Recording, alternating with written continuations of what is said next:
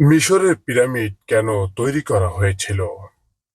পৃথিবীর সপ্তমাশ্চর্যের কথা ভাবলে প্রথমেই আসে মিশরের পিরামিডের নাম।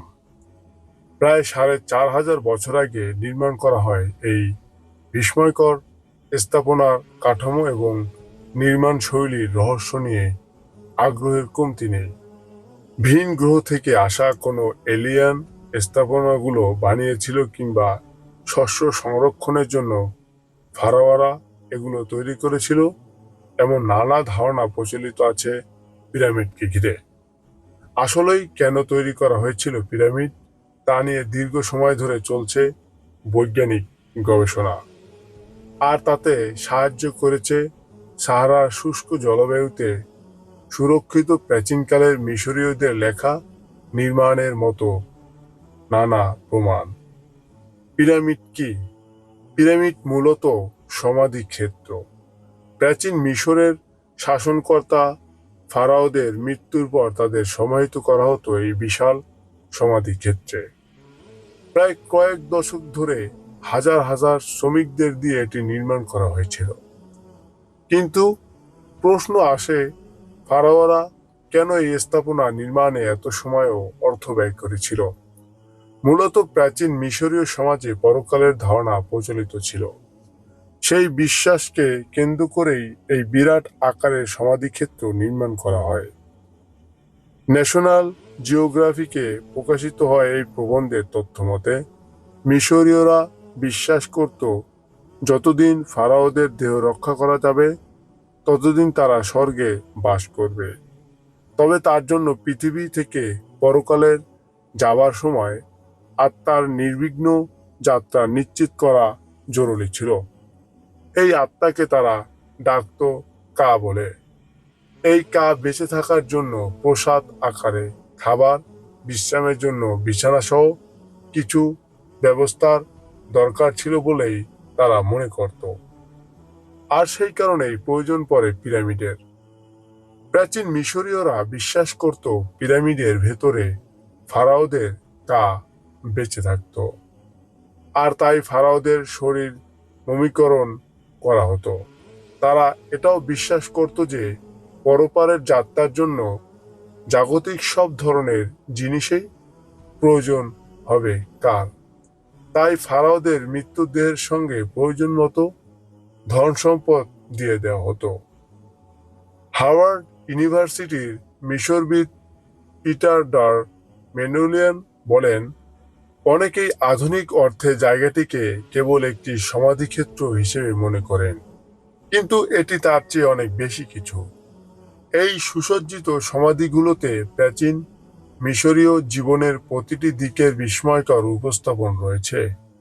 তাই এটি কেবল মিশরীয়রা কিভাবে মারা গিয়েছিল তাই নয়, বরং তারা কিভাবে বেঁচে ছিল সেটাও বলে।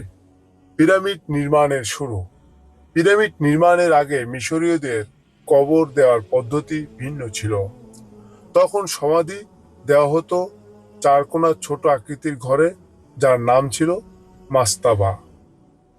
জাদুঘর ও গবেষণা প্রতিষ্ঠান স্মিথসোনিয়ান ইনস্টিটিউশনের ওয়েবসাইটে প্রাচীন মিশর নিয়ে প্রকাশিত এক প্রবন্ধে এর উল্লেখ রয়েছে।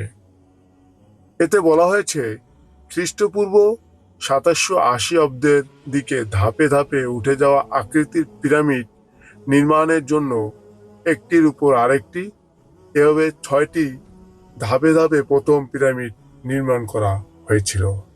জোসের নামের একজন ফারাওয়ের জন্য নির্মাণ করা এই পিরামিডের কোণাগুলো মিশ্র না হলেও এটাকে প্রথম সত্যিকারের পিরামিড হিসেবে ধরা হয়। প্রচলিত আছে এই সমাধির নকশাকারের নাম ছিল ইমহোতেপ। তাকেই পিরামিডের প্রথম নকশাকার হিসেবে ধরা হয়।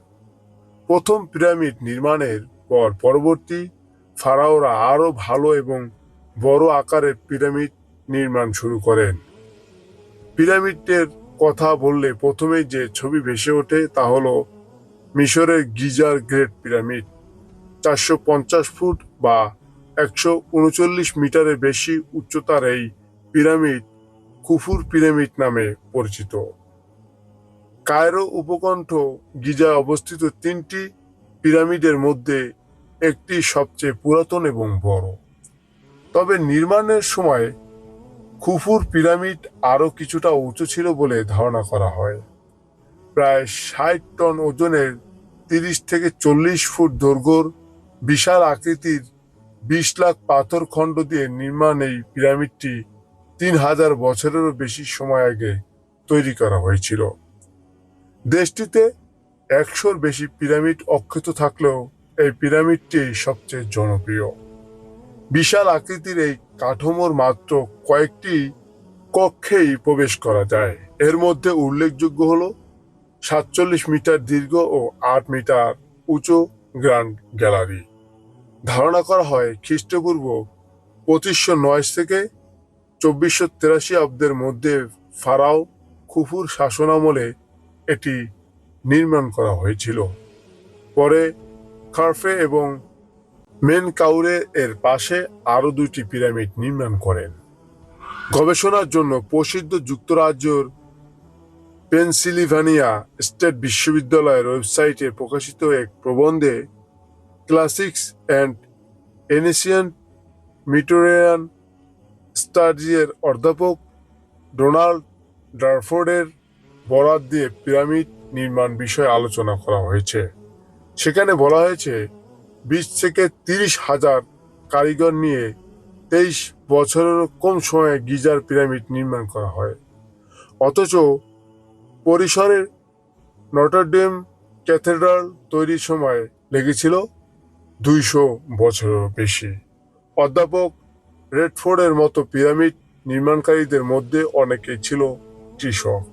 পিরামিডের কাজ করা কৃষকদের ট্যাক্স বিরতি দেওয়া হতো এবং তাদের শহরে নেওয়ার পর আশ্রয়, খাদ্য এবং পোশাক দেওয়া হতো বলেন তিনি।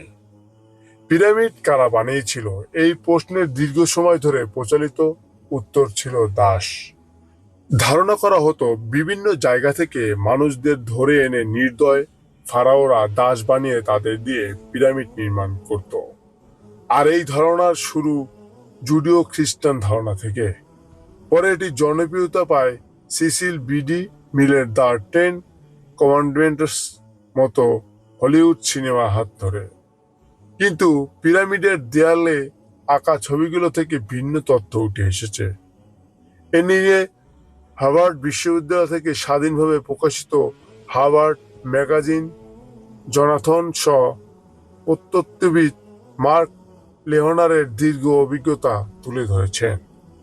পিরামিড দাসরা বানিয়েছিল প্রচলিত এই ভুল ধারণা বিবৃতিতে যুক্ত তুলে ধরেছেন তিনি। মার্ক লেহনারের পিরামিড নির্মাণকারীদের বসবাসের শহর খুঁজে পাওয়ার বিষয়টি উল্লেখ করে লেখাটিতে পিরামিডের কারিগরদের জীবনযাপনের বেশ কয়েকটি দিকে তুলে ধরা হয়েছে। বিশেষ করে তারা সেখানে যে ধরনের খাবার খেতেন তা থেকে বোঝা যায় দাস বা সাধারণ কর্মী না, তারা ছিলেন দক্ষ কারিগর। বিশ শতাব্দীর গোড়ার দিকে আমেরিকান প্রত্নতত্ত্ববিদ জর্জ রিঞ্জার পিরামিডের দেয়ালে আঁকা গ্রাফিতি দেখতে পান, যেখানে পিরামিড নির্মাণকারীদের খুফুর বন্ধু হিসেবে উল্লেখ করা হয়েছে।